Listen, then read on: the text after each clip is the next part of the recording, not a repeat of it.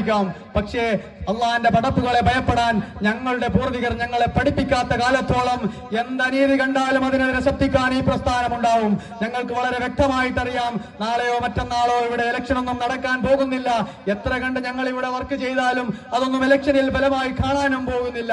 ഇനി ഈ പ്രശ്നം പരിഹരിക്കപ്പെട്ടാൽ, ഈ പ്രസ്ഥാനം പോരാട്ടം നടത്തി ഈ പ്രശ്നം പരിഹരിക്കപ്പെട്ടാലും ആദ്യം വരുന്നത് ഇതെന്താണെന്ന് പോലും അറിയാത്ത, ഓയിൽ ടാങ്കർ എന്താ, പെട്രോൾ പമ്പ് ഉണ്ടോ എന്ന് പോലും അറിയാത്ത ഒരുത്തന്റെ നെഞ്ചത്ത് വഹിവെച്ചിട്ടുള്ള ഫോട്ടോയാണെന്നും ഞങ്ങൾക്ക് വ്യക്തമായിട്ടറിയാം. പക്ഷേ ഈ സമൂഹത്തോട്, ഈ പ്രസ്ഥാനത്തിന് ഞങ്ങൾക്കൊരു പ്രതിബദ്ധതയുണ്ട്. അതിൽ നിന്ന് മാറി നിൽക്കാൻ ഞങ്ങൾക്കാവില്ല.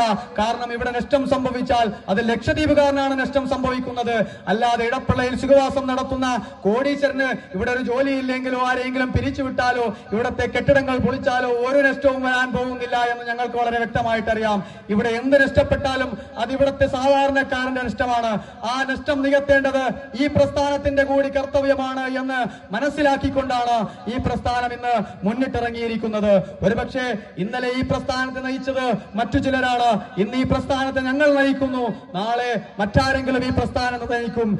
എന്നാൽ ലക്ഷദ്വീപുകാരന്റെ അവകാശ പോരാട്ടങ്ങളിൽ എന്നും മുൻനിര കാക്കാൻ LSC എന്ന ഈ മഹത്തായ പ്രസ്ഥാനം ഉണ്ടാവുമെന്ന് ഉറപ്പു നൽകുകയാണ് നിങ്ങൾക്ക്.